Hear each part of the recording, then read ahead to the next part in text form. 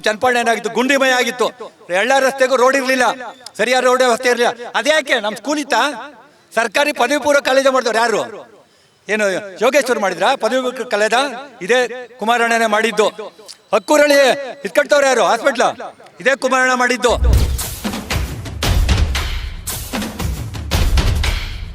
ಬೆಳಿಗ್ಗೆ ಬಿಡದೇನೆ ಮಂಡ್ಯದಲ್ಲಿ ಹೋದ್ರಿ, ಶಕುನಿ ಪಾತ್ರ ಮಾಡಿ ಕಿತ್ತಾಕಿದ್ರಿ. ರಾಮನಗರಕ್ಕೆ ಬಂದೆ, ಇಲ್ಲಿಂದ ಬೆನ್ನು ಚೂರಿ ಹಾಕಿದ್ರಿ. ಇಲ್ಲಿ ಬಂದ್ರೆ ಕೂಪನ್ ಹಂಚಕ್ಕೆ ಆಯ್ತಾ? ಇದು ಚನ್ನಪಟ್ಟಣದಲ್ಲಿ ಏನು ನಡೆದಿಲ್ಲ. ಚನ್ನಪಟ್ಟಣದಲ್ಲಿ ಇವ್ರ ಆಟ ಏನು ನಡೆದಿಲ್ಲ.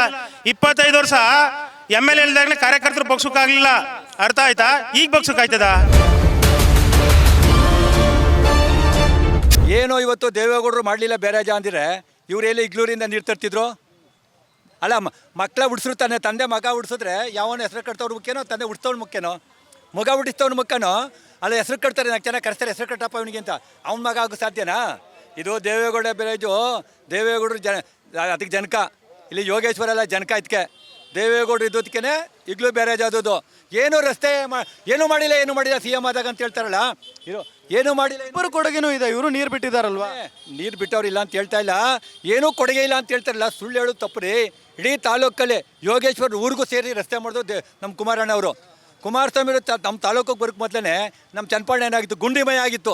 ಎಲ್ಲ ರಸ್ತೆಗೂ ರೋಡ್ ಇರಲಿಲ್ಲ, ಸರಿಯಾದ ರೋಡ್ ವ್ಯವಸ್ಥೆ ಇರಲಿಲ್ಲ. ಅದ್ಯಾಕೆ ನಮ್ಮ ಸ್ಕೂಲ್ ಇತ್ತಾ? ಸರ್ಕಾರಿ ಪದವಿ ಪೂರ್ವ ಕಾಲೇಜ ಮಾಡಿದವ್ರು ಯಾರು? ಏನು ಯೋಗೇಶ್ವರ್ ಮಾಡಿದ್ರ ಪದವಿ ಪೂರ್ವ ಕಾಲೇಜ? ಇದೇ ಕುಮಾರಣ್ಣನೇ ಮಾಡಿದ್ದು. ಹಕ್ಕೂರಳ್ಳಿ ಇಟ್ಕಟ್ತವ್ರು ಯಾರು ಹಾಸ್ಪಿಟ್ಲ? ಇದೇ ಕುಮಾರಣ್ಣ ಮಾಡಿದ್ದು. ಕುಮಾರಣ್ಣ ಕೊಡುಗೆ ಹೇಳ್ಕೊಬಂದ್ರೆ ಒಂದಿನ ಅಲ್ಲ 100 ದಿನ ಅದೇ ಹೇಳ್ಬೋದು. ಕುಮಾರಸ್ವಾಮಿ ಅವ್ರು ಏನಾರ ಕೆಲಸ ಮಾಡಿಲ್ಲ ಅಂದರೆ ಅದೇನಾರು ಅವ್ರು ತಿಳಿಯಿರುವಂಥ ವ್ಯಕ್ತಿ ಮಾತಾಡಬೇಕು. ಏನಾರ ದೇವೇಗೌಡರ ಫ್ಯಾಮಿಲಿ ಇಲ್ಲ ಅಂದರೆ ಇವತ್ತು ರೈತರ ಹೆಸರು ಹೇಳೋಕ್ಕೆ ಒಬ್ಬ ಇರ್ತಿರಲಿಲ್ಲ. ಒಬ್ಬ ರೈತ ಇವತ್ತು ಬದುಕಬೇಕು ಅಂದರೆ ಅದು ದೇವೇಗೌಡರ ಫ್ಯಾಮಿಲಿಯಿಂದ. ಬರೀ ಬೋಗಸ್ ಯಾಕ್ರಿ ಹೇಳ್ತಾರೆ? ದೇವೇಗೌಡರ ಫ್ಯಾಮಿಲಿ ರೈತರಿಗೋಸ್ಕರ ಬದುಕಿದ್ದಾರೆ. ಯಾವುದೇ ಇದಕ್ಕೆಲ್ಲ ಬದುಕಿರ್ದು ದೇವೇಗೌಡ ಹುಟ್ಟ ರೈತಾಪಿ ಕುಟುಂಬದಿಂದ ಬಂದವರು. ಕೃಷಿ ನೀತಿಯ ರಾಷ್ಟ್ರೀಯ ಕೃಷಿ ನೀತಿ ಜಾರಿಗೆ ತಂದವ್ರು ಯಾರ್ರೀ? ಕಾಂಗ್ರೆಸ್ನವ್ರು ತಂದ್ರ? ಇದು ದೇವೇಗೌಡರು. ಹಿಂದುಳಿದ ವರ್ಗಕ್ಕೆ ಮೀಸಲಾತಿ ಕೊಟ್ಟವ್ರು ಯಾರು? ನಮ್ಮ ದೇವೇಗೌಡರು. ಹಿಂದುಳಿದ ವರ್ಗಕ್ಕೆ ಯಾವುದೇ ಇದೇ ಇರಲಿಲ್ಲ ಅವ್ರಿಗೆ. ಯಾವುದೋ ಒಂದು ಅಧ್ಯಕ್ಷ ಆಗ್ಬೋದು, ಒಂದು ಎಲೆಕ್ಷನ್ ನಿಂತ್ಕೊಂಡು ಗೆಲ್ಲಬೇಕು ಅಂದರೆ ಹಿಂದುಳಿದ ವರ್ಗಕ್ಕೆ ಯಾವುದೂ ಇರಲಿಲ್ಲ ಅವ್ರಿಗೆ. ಇವತ್ತು ಹಿಂದುಳಿದ ವರ್ಗ ಏನೋ ನೆನ್ಕೋಬೇಕು ಅಂದರೆ 4% ಮೀಸಲಾತಿ ಕೊಟ್ಟಂಥ ದೇವೇಗೌಡರನ್ನ ನೆನ್ಕೋಬೇಕ್ರಿ. ಇವತ್ತೇನು ಒಂದು ನಿಮಿಷ, ನಾವು ಜಾಸ್ತಿ ಏನಿಲ್ಲ. ಕೆಲವ್ರಿಗೆ ಈ ಕಾಮಾಲೆ ರೋಗದವ್ರಿಗೆ ಲೋಕವೇಲ್ ಹಳದಿ ಅಂತ ಅರ್ಥ ಆಯ್ತಾ? ಇಲ್ಲೆಲ್ಲ ಹಿರೀಕರು ಕೂತವ್ರೆ, ಬೇಕಾದಷ್ಟು ಉದ್ಯೋಗ ಅಲಂಕರಿಸಿ ನಿವೃತ್ತಿ ಹೊಂದಿ ಒಂದು ವಿಶ್ರಾಂತಿ ಕೂತವ್ರೆ. ಈಗ ನೀವು ಮಾಧ್ಯಮದವರೆಲ್ಲ ಎಲ್ಲ ತಾಲೂಕಿನೆಲ್ಲ ಸುತ್ತಿದ್ದೀರಿ, ರಸ್ತೆ ಎಲ್ಲಾರ ಹೋಗಿದ್ದಾವ?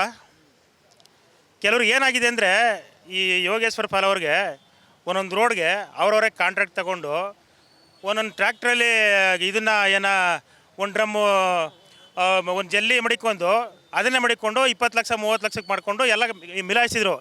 ಇಲ್ಲಿ ಏನು ನಡೀಲಿಲ್ಲ. ಕುಮಾರಣ್ಣಿಂದ ಕಾರ್ಯಕರ್ತರು ಸರಿಯಾಗಿದೆ. ಜೊತೆಗೆ ಕುಮಾರಣ್ಣ ಏನಾರ ಇವ್ರ ರೀತಿ ಬೆಳೆಸ್ಬಿಟ್ರೆ ಲಂಚ ಗಿಂಚ ಕೊಡಿಸಿ ಅದ್ರ ಕತೆ ಬೇರೆ ಆಯ್ತದೆ. ಇವತ್ತು ಇಡೀ ಇಂಡಿಯಾ ನೋಡ್ತಾ ಇದೆ ಚನ್ನಪಟ್ಟಣನ. ಸುಮ್ಮನೆ ಮಾತಾಡೋದಿಲ್ಲ. ಸತ್ಯಗಾಲದಿಂದ 450 ಕೋಟಿ ಪ್ರಾಜೆಕ್ಟಲ್ಲಿ ನೀರು ತತ್ತವ್ರೆ. ಅದು ಹಾಸನಕ್ಕೆ ತಗೋಗೋರ. ಆಮೇಲೆ ಕೆಲವ್ರು ಹೇಳ್ತಾರೆ ಇವರು ವಲಸೆ ಅಂತ. ಫಾರಿನಿಂದ ಬಂದವರು ಅವರು, ಇಲ್ಲ ಇದು ಪಾಕಿಸ್ತಾನದಿಂದ ಬಂದಿರೋ. ಇವತ್ತು 15 ಕಿಲೋಮೀಟ್ರ್ ಬಿಡ್ದು ಅಲ್ಲಿ ಹೋದ್ರೆ ತೋಟದ ಮೇಲೆ ಆರಾಮಾಗಿ ಕೂತಿರ್ತಾರೆ. ಬಂದವ್ರಿಗೆಲ್ಲ ಅವ್ರಿಗೆ ಏನು ಬ್ರದರು ಅಂತ ಎಲ್ಲ ವಿಚಾರ ಕೇಳಿ, ಚನ್ನಪಟ್ಟಣ ಅಂತ ಅಂದರೆ ನೀನು JDSನವನೇ, ನೀನು ಕಾಂಗ್ರೆಸ್ನವನೇ, ನೀನು BJPಯವನೇ, ನೀನು ಇನ್ನೊಂದು ಪಕ್ಷದವನೇ ಅಂತ ಕೇಳೋದಿಲ್ಲ, ಒಳಕರಿಯೋ ಅಂತಾರೆ. ಆ ರೀತಿ ನಡೆಯುವಂಥ ಕೆಲಸ ಇದು. ಎಲ್ಲ ಜಾತಿ ರಾಜಕಾರಣ ಮಾಡಿದ್ರು, ಏನೂ ಆಗಲಿಲ್ಲ. ಇವತ್ತು ಬನ್ನಿ ಅಲ್ಲಿ ಹೋಗಿ ಒಂದು ಕಾಲೇಜ್ ಕಟ್ಟಿದ್ದಾರೆ ನೋಡಿ ಕಣ್ಣಲ್ಲಿ.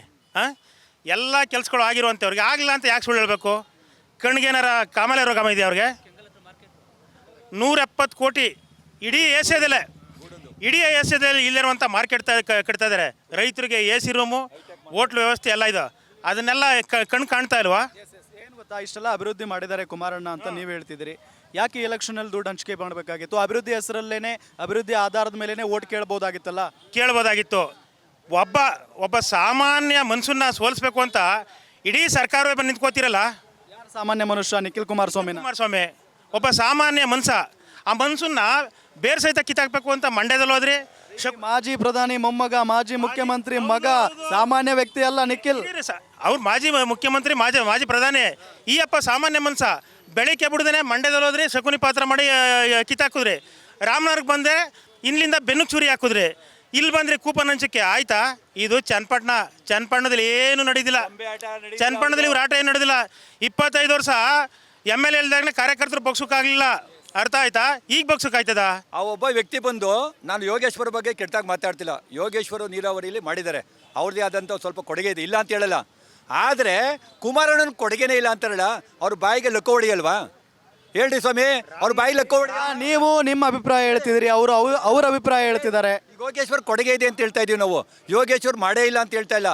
ಕುಮಾರಣ್ಣ ಏನೂ ಮಾಡಲಿಲ್ಲ ಅಂತ ಅವ್ರ ಬಾಯಿಗೆ ಲಕ್ಕ ಹೊಡಿತದೆ. ಯಾಕೆ ಅಂದರೆ ಕುಮಾರಣ್ಣನ ಕೊಡುಗೆ 1,500 ಕೋಟಿ, 1,500 ಕೋಟಿ ಅನುದಾನ ತಂದು ತಾಲೂಕಿಗೆ ರಸ್ತೆ ಇರ್ಬೋದು, ನೀರಾವರಿ ಇರ್ಬೋದು, ಪ್ರತಿಯೊಂದು ಕೆಲಸ ಮಾಡಿದ್ರು ಕುಮಾರಸ್ವಾಮಿ ಅವರು. ಅದೇ ರೀತಿ ಯೋಗೇಶ್ವರದ್ದು ಕಾಣಿಕೆ ಇದೆ, ಇಲ್ಲ ಅಂತ ಹೇಳಲ್ಲ, ನೀರಾವರಿ ಕಾಣಿಕೆ ಅವ್ರದ್ದು ಇದೆ. ಆ ವ್ಯಕ್ತಿನ ತೇಜೋವಧೆ ಮಾಡ್ತಿಲ್ಲ, ಆ ವ್ಯಕ್ತಿಯನ್ನು ತೇಜೋವಧೆ ಮಾಡೋಕ್ಕೋಸ್ಕರನೇ ಎನ್ ಡಿ ಎ ಬಿಡಿಸಿ ಕರ್ಕೊಂಡೋದ್ರು. ಯೋಗೇಶ್ವರ್ ಇಲ್ಲಿದ್ದು ಗೆದ್ದುಬಿಟ್ರೆ ಮುಂದೊಂದು ದಿನ ನಮ್ಮ ಕಾಂಗ್ರೆಸ್ ಪಕ್ಷ ನಿರ್ನಾಮ ಆಗುತ್ತೆ ಅಂತ ತಿಳ್ಕೊಂಡು ಈ ಪಕ್ಷದಿಂದ ಅವ್ರನ್ನ ಅಲ್ಲಿ ಕರ್ಕೊಂಡು ನಿಲ್ಲಿಸ್ತವ್ರು ನಿಮ್ಮ DK ಶಿವಕುಮಾರ್ ಸಾಹೇಬರು. ಯಾಕೆಂದರೆ ಇಲ್ಲೇನಾರು ಅವ್ರು ಬೇರೆ ಉಟ್ಕೊಂಡ್ಬಿಟ್ರೆ, ಯೋಗೇಶ್ವರ ಏನೆಲ್ಲ NDA ನಿಂತ್ಕೊಂಡ್ಬಿಟ್ರೆ ಇಡೀ ರಾಜ್ಯದಲ್ಲೇ ಯಾಕೆ ಇಡೀ ದೇಶದಲ್ಲಿ ಕಾಂಗ್ರೆಸ್ ನಿರ್ನಾಮ ಆಗೋ ಸ್ಥಿತಿಗೆ ಹೋಗ್ತಿತ್ತು. ಆ ಉದ್ದೇಶಕ್ಕೋಸ್ಕರನೇ ಅವ್ರನ್ನ ಕರ್ಕೊಂಡೋಗಿದ್ದಾರೆ. ಯೋಗೇಶ್ವರ್ ಇಲ್ಲಿ ಬೆಳೀತಾನೆ, ಯೋಗೇಶ್ವರನ ಬೆಳೆಸೋಕ್ಕಿಟ್ಟು ಅವ್ರಿಗಿಲ್ಲ. ಯಾಕೆಂದರೆ ಯೋಗೇಶ್ವರು DK ಶಿವಕುಮಾರ್ ಬಗ್ಗೆ ಆಗಲಿ, DK ಸೂರಿ ಬಗ್ಗೆ ಆಗಲಿ ಎಲ್ಲೂ ಒಳ್ಳೆ ಮಾತಾಡಿಲ್ಲ.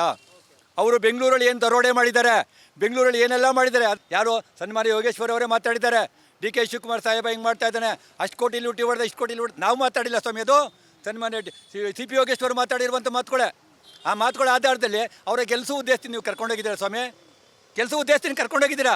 ಯೋಗೇಶ್ವರ್ ಬೆಳೆಸೋ ಉದ್ದೇಶ ಇದ್ದರೆ ಯೋಗೇಶ್ವರ್ ನಿಮ್ಮ ಪಕ್ಷದಲ್ಲಿದ್ದಾಗ ಬಿ ಪರಂ ಕೊಡ್ತೇನೆ, ಅಲ್ಲಿ ಹೋಗ್ಬಿಟ್ಟು BSP ಇಂದ ಇತ್ತಾರೆ ಬೀರಿ ಅವ್ರು ಎಲೆಕ್ಷನ್ ನಿಂತ್ಕೊಳ್ಬೇಕಾದ್ರೆ ಬೇರೆ ಸೈಕಲ್ ಗುರುತಲ್ಲಿ ನಿಂತ್ಕೊಳ್ಳುವಂಥ ಅವಶ್ಯಕ ಏನಿತ್ತು? ಇನ್ನೊಂದೇನು ಗೊತ್ತಾ, ನೀವು JDS ಆಗಿರೋದ್ರಿಂದ ಈ ಪ್ರಶ್ನೆ ಮಾಡ್ತಿದ್ದೀನಿ. ಇವರು ಪ್ರಚಾರ ಸಂದರ್ಭದಲ್ಲಿ ಕುಮಾರಸ್ವಾಮಿ ಅವರು ಒಂದು ಆಡಿಯೋ ತೋರಿಸ್ತಾರೆ ಎಲ್ಲರಿಗೂ ಕೂಡ.